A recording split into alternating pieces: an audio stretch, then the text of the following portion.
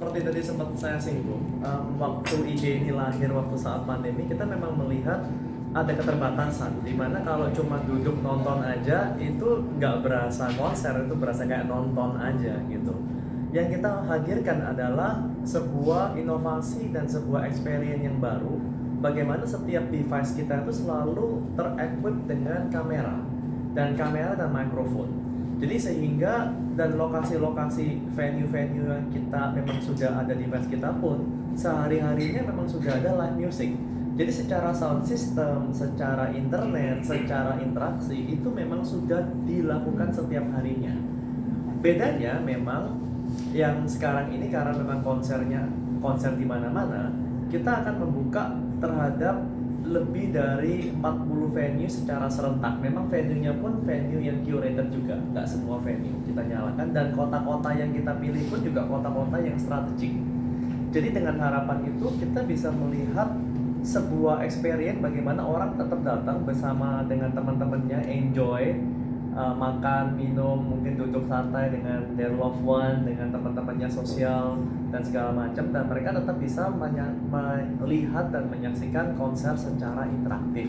Mereka bisa nyanyi bareng, mereka bisa mungkin request lagu bahkan mungkin, atau mungkin cuma kirim pesen-pesen aja, atau mungkin mereka bisa waving dan mungkin bisa disapa juga gitu. Dan ini adalah memang konsep pertama yang menghadirkan konser dua arah.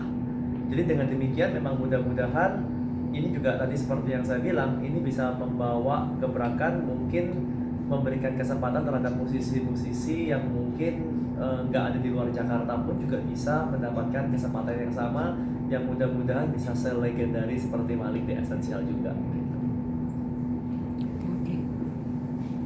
Mungkin dari Sangga? mungkin Mas Angga kan berbeda gitu ya, kayak virtual dengan langsung untuk konser itu. Mungkin dari Malik sendiri ada kayak deg-degan atau apa, bagaimana cara mengatasinya, kan akan berbeda, cara interaksinya itu akan seperti apa nanti? Ya, sebenarnya kita juga masih membayangkan ya. Pengalaman kita pas pandemi kemarin sebenarnya udah beberapa kali kita konser online, kurang lebih seperti itu. Cuman kan nih infrastrukturnya lebih bagus nih. Kita pikir harusnya itu memudahkan kita dalam berinteraksi sama audiens. Kita rasa tentunya ada, misalnya apakah nyanyinya lebih banyak atau ngomong lebih banyak atau tektokannya seperti apa, itu yang butuh respon sebenarnya. Nanti kadang respon tuh terjadi di momen itu tuh. Trigger tadi dibilangnya bakal kita bisa lihat misalnya di Kokas atau di Blok M, kita ke trigger sama yang di Blok M sama di Kokas kan beda tuh. Nah kita harus merespon itu, kita rasa. Jadi benar nggak satu arah, kita juga dapat experience yang beda. Biasanya kita misalnya manggung di satu venue, semua karakternya sama, tapi ini bisa beda-beda karakter venue-nya. Jadi itu mungkin responnya akan beda lagi. Bisa jadi itu beda. Kalau Malik kadang responnya tuh exact di panggung. Misalnya yang tadinya habis lagu kita bikin romantis itu lagu terdiam, bisa jadi berubah tuh. Kayaknya yang di Kokas kayaknya requestnya yang lain deh. Ya udah kita langsung switch di saat itu juga. Nah itu kayak gitu-gitunya justru serunya di situ kali ya.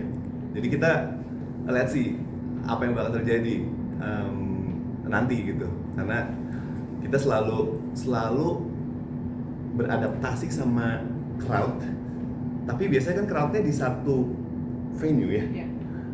Mereka dapat hawa yang sama. Mungkin kalau hujan bareng. Kalau ini kan mungkin yang satu lagi hujan, yang satu lagi panas. Itu bakal beda tuh responnya aja. Jadi kita akan ngerespon di saat itu seperti apa, itu yang jadi tantangannya gitu. Tadi ya konsepnya interactive live ya, Mas Edi ya. Yeah.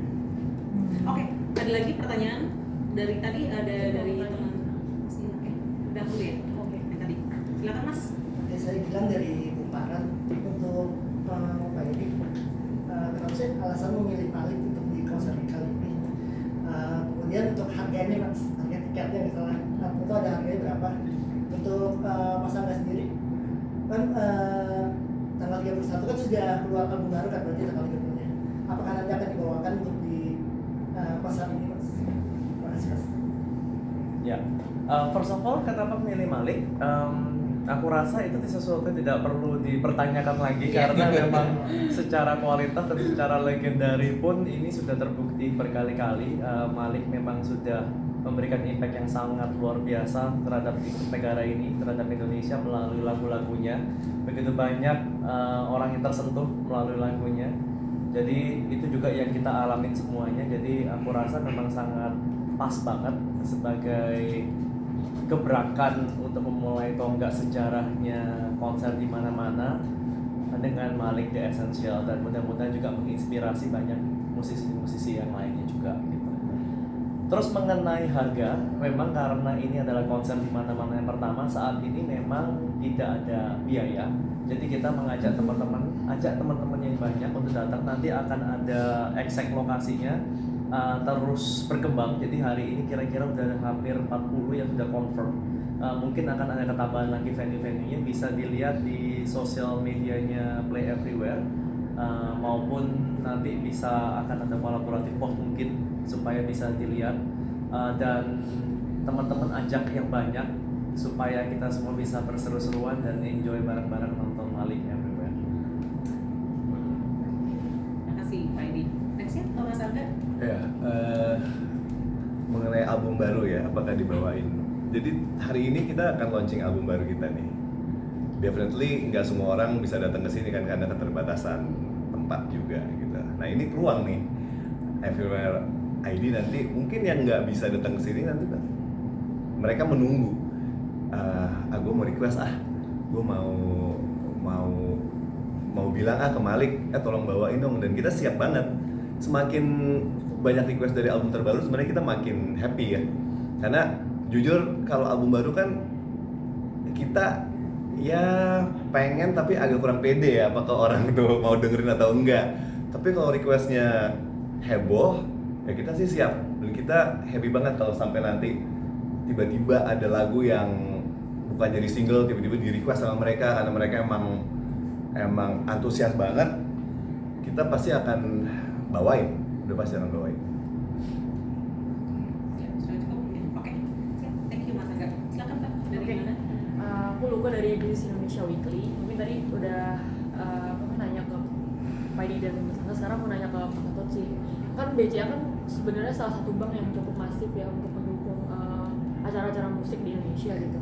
Nah, sebenarnya tahu sih Pak, kalau dari perspektif BCA sendiri, transaksi di sektor musik itu seperti apa, dan kalau memang meningkat itu boleh di-spill datanya mungkin sedikit. Terus apakah memang didominasi oleh anak muda, Gen Z gitu, dan menurut Pak Ketut bagaimana tren ke depannya, apakah terus berlanjut? Iya, boleh. Terima kasih ya atas pertanyaannya. Jadi kalau kita melihat tren industri hiburan ini, terutama setelah pasca COVID, itu memang cukup pesat ya pertumbuhannya. Dilihat dari mana? Dilihat dari jumlah event sendiri yang terkait sama musik itu kan dulu hampir tiap minggu bahkan di berbagai tempat itu selalu ada gitu kan.